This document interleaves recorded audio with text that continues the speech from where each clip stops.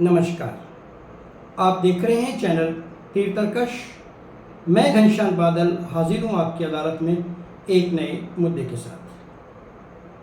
अभी अभी आप लोगों ने देखा कि नेपाल में क्या हुआ। युवाओं का आक्रोश, जोश और गुस्सा, हामी नेपाल का नारा और जेन जेड या कहिए जेन जी, ये ऐसे लोग जो 1990 के दशक के बाद पैदा हुए, भ्रष्टाचार के खिलाफ मुखर हुए, संघर्ष का रास्ता अपना लिया और कुछ ही दिनों में, बल्कि कहिए कुछ ही घंटों में, एक चुनी गई सरकार उखाड़ फेंकी गई। चौथी बार प्रधानमंत्री बने ओपी शर्मा ओली इस्तीफा देकर भाग गए। उनके मंत्रियों को दौड़ा दौड़ा कर पीटा गया और आखिरकार राष्ट्रपति रामचंद्र पौडेल को भी इस्तीफा देना पड़ा। अरबों की संपत्ति का नुकसान हुआ और यहां सुनने में आ रहा है कि ये भ्रष्टाचार के आरोप कितने सच्चे रहे होंगे। जिन मंत्रियों के घर में आग लगी उसमें जो नकदी थी नेपाली रुपयों के रूप में, उसका एक आकलन किया जा रहा है और ये आकलन हजारों करोड़ों रुपयों में आता है। इसके अतिरिक्त यानी वहाँ की मुद्रा तो जल ही गई, साथ ही साथ देश जला। कितना खर्चा होगा नेपाल को दोबारा खड़ा करने में, इसको आंकना भी अभी मुश्किल है।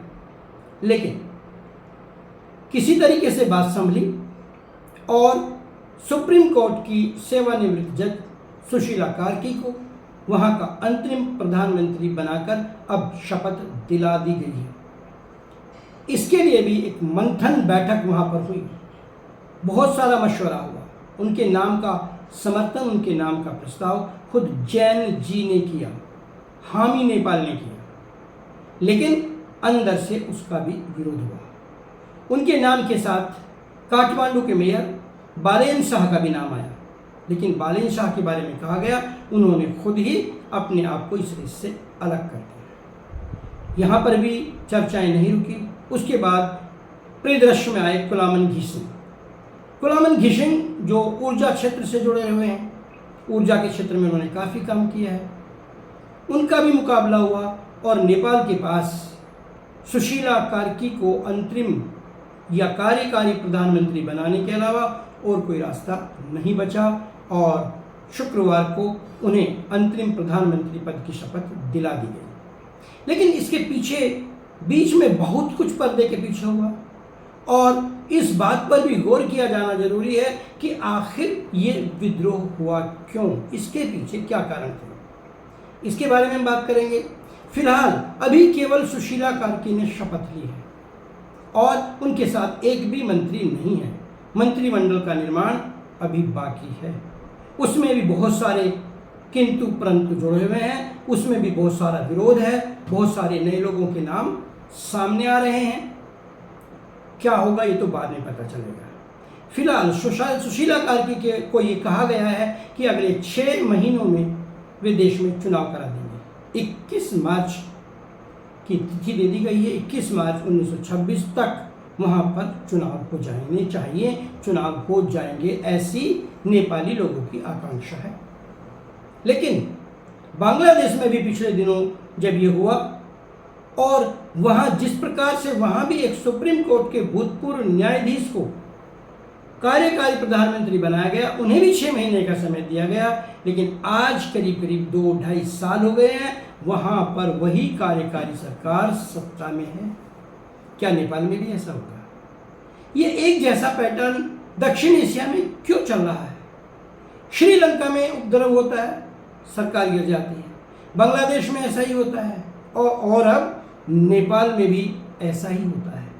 क्या कोई अदृश्य शक्ति जानबूझकर अपनी खास योजना के तहत एशिया को अस्थिर करना चाहती है?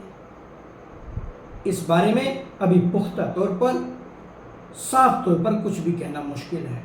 हालांकि उंगलियां अमेरिका पर भी उठ रही हैं, उंगलियां चीन की तरफ भी उठ रही हैं और जाते जाते केपी शर्मा ओली अपना एजेंडा भारत के खिलाफ भी देकर गए हैं। वैसे तो केपी शर्मा ओली जो नेपाल की कम्युनिस्ट पार्टी के कर्ता धर्ता थे, वे भारत के खिलाफ हो चुके थे, क्योंकि वहां पर पुष्प कमल दहल प्रचंड ने भारत विरोध के आधार पर उन्हें सत्ता से हटाया था। उन्होंने भी वही रास्ता अपनाया और पुष्प कमल दहल प्रचंड को भी हटा दिया, और उसके बाद उन्हें लगा कि सत्ता में बने रहने का सबसे आसान तरीका है भारत का विरोध करो, वहां राष्ट्रीयता की भावना के नाम पर भारत का विरोध करो। वे चीन की ओर झुक गए, और चीन जो हमेशा इस ताक में रहता है कि किसी देश में कैसे अपने पैर फैलाए जाए, उसने पाकिस्तान को एक प्रकार से गुलाम बना लिया है। बांग्लादेश में उसका दखल बढ़ा है, श्रीलंका में उसका दखल बढ़ा है, अब नेपाल में भी उसका पूरा दखल था। दरअसल इसके पीछे चीन की एक सोची समझी रणनीति है। वो दक्षिण एशिया में भारत के वर्चस्व को खत्म करना चाहता है, अपने आप को वहाँ का एकमात्र राजा घोषित करना चाहता है, ताकि उसका एक छत्र राज्य एशिया में हो। दूसरी बात, इस सबको पता है कि अंतर्राष्ट्रीय राजनीति में कोई भी ना परमानेंट दोस्त होता है न दुश्मन होता है, हमें अपने हितों को देखना होता है। तो इस भावनात्मक संवेग से हमारे प्रधानमंत्री जी को भी और साथ ही साथ देशवासियों को भी उबरना होगा। हमें, जैसे वे अमेरिका फर्स्ट की बात कर रहे हैं, हमें भी भारत फर्स्ट की बात करके चलना होगा, और ये भारत के हितों की रक्षा करने की अब घड़ी है नेपाल में। सुशीला कार्की बनारस हिंदू यूनिवर्सिटी में पढ़ी है। इस बात को लेकर हमारे कुछ मीडिया वाले बहुत उत्साहित हैं।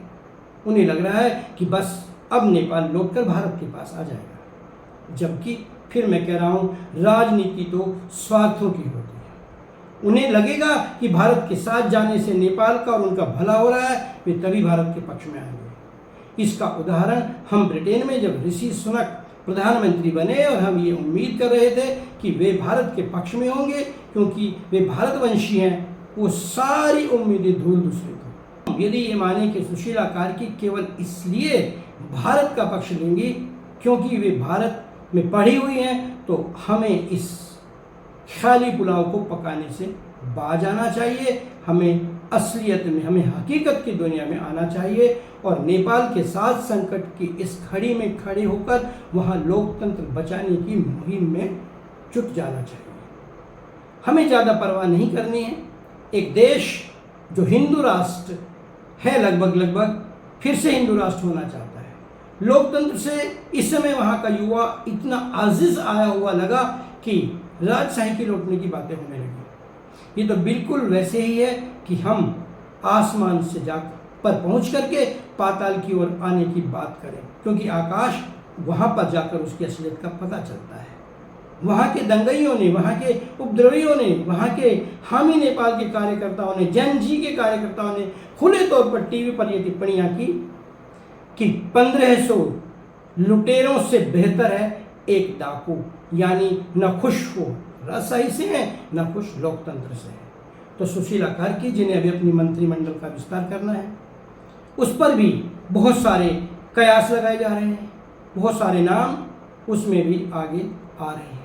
ये तो समय बताएगा कौन कौन उनके मंत्रिमंडल में शामिल होंगे, क्या उनकी नीतियां होंगी। और अभी एक और प्रदर्शन उनके शपथ लेते ही तैयार होना शुरू हो गया है, और जिन व्यक्तियों की मृत्यु इस आंदोलन में हुई है, उन्होंने इन 50-55 व्यक्तियों को राष्ट्रीय शहीद घोषित करने की मांग करनी शुरू कर दी है।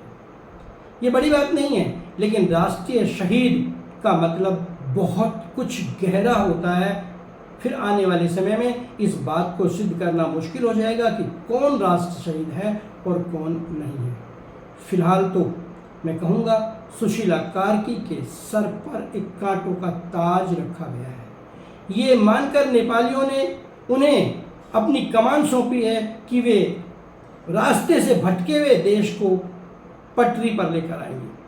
वैसे जब उनका इतिहास खंगाला गया तो उनके पति देव पर भी विमान अपहरण कांड में शामिल होने का आरोप है। उनके पति दुर्गा प्रसाद सुवेदी, वो एक अपहरण कांड में लिप्त रहे, और कहा जाता है कि उस समय के प्रधानमंत्री गिरिजा प्रसाद कोइराला, जो तब वहाँ से राजशाही को हटाना चाहते थे, उन्होंने दुर्गा प्रसाद सुवेदी को इस कार्य के लिए सहायता दी थी, प्रोत्साहन दिया था।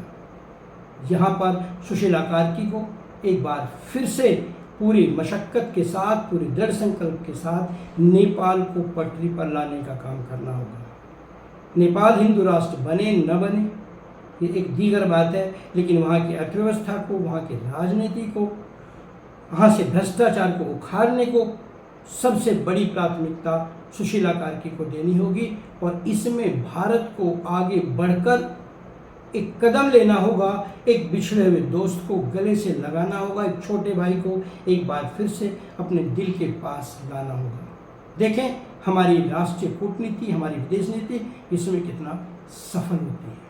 आने वाले दिनों में हम ये बातें देखेंगे। फिलहाल तो नेपाल के सभी लोगों को उज्जवल भविष्य की शुभकामनाएं देने के साथ आज के इस एपिसोड को करते हैं खत्म। आज बस इतना ही। होती है मुलाकात एक नए मुद्दे के साथ। तब तक देखते रहिए चैनल तीर्थकश। शेयर कीजिए, लाइक कीजिए, सब्सक्राइब करके नोटिफिकेशन बेल भी जरूर दबाइए, जिससे हमारी वीडियोस आपके पास सबसे पहले पहुंच सकें। धन्यवाद। जय हिंद। विदा दीजिए। घनश्याम।